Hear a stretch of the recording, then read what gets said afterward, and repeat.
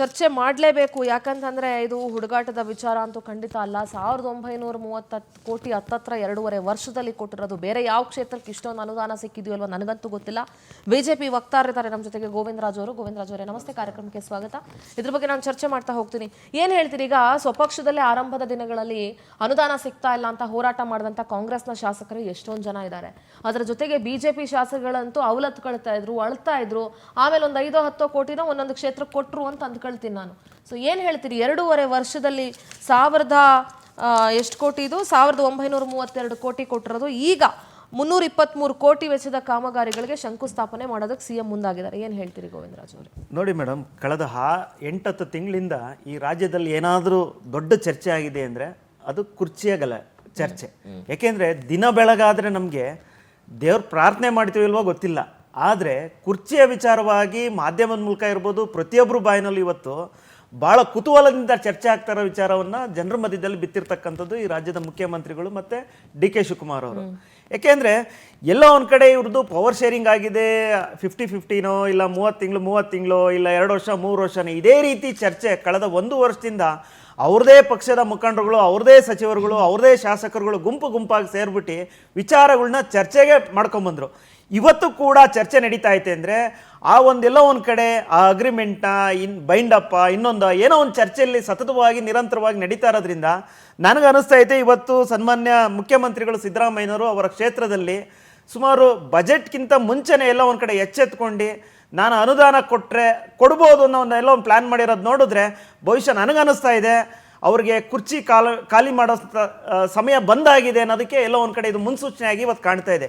ಯಾಕೆಂದರೆ DK ಶಿವಕುಮಾರ್ ಒಂದು ಕಡೆ ಪ್ರಾರ್ಥನೆ ಪ್ರಯತ್ನ ಅಂತ ನಿರಂತರವಾಗಿ ಏನು ಹೇಳ್ಕೊಂಬಂದ್ರು, ಬಹುಶಃ ಈಗ ಅನಿಸ್ತಾ ಇದೆ ಇದರಲ್ಲಿ ಅವರೇನು ಸಂಕ್ರಾಂತಿ 29 ಇಲ್ಲ ಸಂಕ್ರಾಂತಿ ಕೊನೆ ಭಾಗದಲ್ಲೇನೋ ಅವಕಾಶ ಸಿಗುತ್ತೆ ಅನ್ನೋದೊಂದು ಇತ್ತಲ್ಲ, ಬಹುಶಃ ಅದಕ್ಕೆ ಎಲ್ಲ ಒಂದು ಕಡೆ ಒಂದು ಒತ್ತು ಕೊಟ್ಟ ರೀತಿಯಲ್ಲಿ ಇವತ್ತು ಸನ್ಮಾನ್ಯ ಸಿದ್ದರಾಮಯ್ಯನವರು ಬಹುಶಃ ಹಂಗೆ ಅನಿಸ್ತಾ ಇದೆ ಏರಿಯಾದಲ್ಲಿ ಏನಾದರೂ ಮಾಡಿ ಕಾಮಗಾರಿಗಳಿಗೆ ಮತ್ತೊಂದಕ್ಕೆ ಒಂದು ಅಪ್ರೂವಲ್ ತೊಗೊಂಡ್ರೆ ಮುಂದೆ ಅನುಕೂಲ ಆಗುತ್ತೆ ಅನ್ನೋ ಒಂದು ವಿಚಾರ ಇಟ್ಕೊಂಡು ಮುಂದಿನ ಒಂದು ಉತ್ತರಾಧಿಕಾರಿಯಾಗಿ ಅವ್ರ ಮಗನ್ನೇ ಒಂದು ಲೀಡ್ ಮಾಡೋದಕ್ಕೆ ಆ ಕ್ಷೇತ್ರವನ್ನು ಮಾಡ್ತಾ ಇರೋದು ನೋಡಿದ್ರೆ ಬಹುಶಃ ನನಗನ್ನಿಸ್ತಾ ಇದೆ ಮುಖ್ಯಮಂತ್ರಿಗಳ ಸ್ಥಾನ ಪಲ್ಲಟ ಖಚಿತವಾಗ್ತಾ ಇದೆ.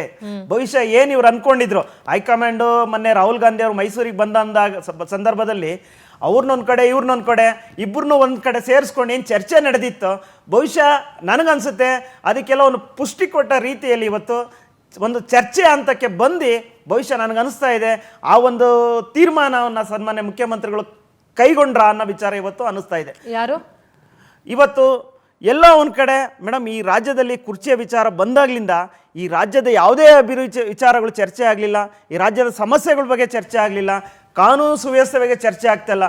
ನಿರಂತರವಾಗಿ ಪ್ರತಿದಿನ ಚರ್ಚೆ ಆಗ್ತಾ ಇರೋದು ಏನೋ ಒಂದು ವಿಷಯ ಅಂದರೆ ಅದು ಕುರ್ಚಿಯ CM ಗಾದಿ ಯಾರಾಗ್ಬೋದು, ಯಾರು ಇರ್ತಾರೆ, ಯಾವಾಗ ಹೋಗ್ತಾರೆ, ಇದೇ ಹೇಳ್ತಾ ಬಂದರು.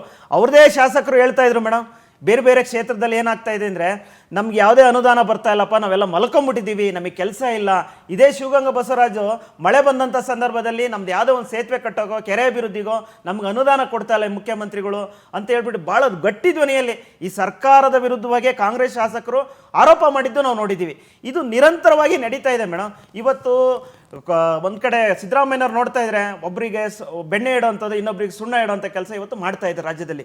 ಯಾವುದೇ ಶಾಸಕರಿಗೆ ನಂಗೆ ತೃಪ್ತಿಯಾಗಿ ಅನುದಾನ ಕೊಟ್ಟಿದ್ದಾರೆ, ನಾವು ಜನರ ಸಮಸ್ಯೆಗೆ ಸ್ಪಂದಿಸಿ ಆ ಏರಿಯಾ ಕ್ಷೇತ್ರದ ಅಭಿವೃದ್ಧಿ ಕೆಲಸಗಳು ಮಾಡ್ತಾ ಇದ್ದೀವಿ ಅಂತ ಹೇಳ್ಬಿಟ್ಟು 224 ಶಾಸಕರಲ್ಲಿ ಭವಿಷ್ಯ ಅನಿಸಿದ್ರೆ ಅದು ಸನ್ಮಾನ್ಯ ಮುಖ್ಯಮಂತ್ರಿಗಳ ಕ್ಷೇತ್ರ ಅಂತ ಹೇಳೋದಕ್ಕೆ ಹೇಳ್ಬೋದು ಮೇಡಮ್. ಯಾಕೆಂದರೆ ಯಾವುದೇ ಶಾಸಕರು ತಗೊಳ್ಳಿ, ನಮ್ಗೆ ಅನುದಾನ ಬಂದಿಲ್ಲ, ಅನುದಾನ ಬರ್ತಾ ಇಲ್ಲ, ನಾವೇನು ಮಾಡೋಕ್ಕಾಗ್ತಾ ಇಲ್ಲ ಅಂತ ಹೇಳ್ಬಿಟ್ಟು ಅವ್ರದೇ ಪಕ್ಷದ ಶಾಸಕರುಗಳು ಪ್ರತಿಯೊಬ್ಬರು ಹೇಳ್ತಾ ಇದ್ದಾರೆ. ಕೆಲವೊಂದು ಜನ ಹೇಳೋದಕ್ಕೆ ಹಿಂದೆ ಮುಂದೆ ನೋಡ್ಕೊಂಡು ಎದುರ್ಕೊಂಡು ಹೇಳ್ತಾ ಇಲ್ಲ. ಅಂಥ ಪರಿಸ್ಥಿತಿಲಿ ಇವತ್ತು ರಾಜ್ಯ ಸರ್ಕಾರ ನಡೆಸ್ತಾ ಇದೆ. ಆದರೆ ರಾಜ್ಯದ ಎಲ್ಲ ಒಂದು ಕಡೆ ಮಹಿಳೆಯರ ಸಮಸ್ಯೆ ಬಂದಾಗ, ರಾಜ್ಯದ ಅಧಿಕಾರಿಗಳ ಸಮಸ್ಯೆ ಬಂದಾಗ ಇಲ್ಲಿನ ಮುಖ್ಯಮಂತ್ರಿಗಳಾಗಲಿ ಸಂಬಂಧಪಟ್ಟ ಸಚಿವರಾಗಲಿ ಹೆಚ್ಚಿನದಾಗಿರ್ತಕ್ಕಂಥದ್ದು ಗೃಹ ಮಂತ್ರಿಗಳು ಇಲ್ಲಿವರೆಗೂ ಏನು ಗೊತ್ತೇ ಇಲ್ಲದ ರೀತಿಯಲ್ಲಿ ಕೆಲಸ ಮಾಡ್ತಾ ಇದ್ದಾರೆ. ಒಟ್ಟಾಗಿ ಸರ್ಕಾರ ರಾಜ್ಯದಲ್ಲಿ ಬದುಕಿದೆಯಾ ಸತ್ತೋಗಿದೆಯಾ ಅಂತ ಜನರು ಹುಡುಕ ಪರಿಸ್ಥಿತಿ ಇವತ್ತು ಮಾತಾಡ್ತೀನಿ. ನಮ್ಮ ಜೊತೆಗೆ ಕಾಂಗ್ರೆಸ್ ವಕ್ತಾರರು ಸತ್ಯಪ್ರಕಾಶ್ ಅವರಿದ್ದಾರೆ. ಸತ್ಯಪ್ರಕಾಶ್, ನಮಸ್ತೆ, ಕಾರ್ಯಕ್ರಮಕ್ಕೆ ಸ್ವಾಗತ. ನಿಮಗೆ ನಮಸ್ಕಾರ.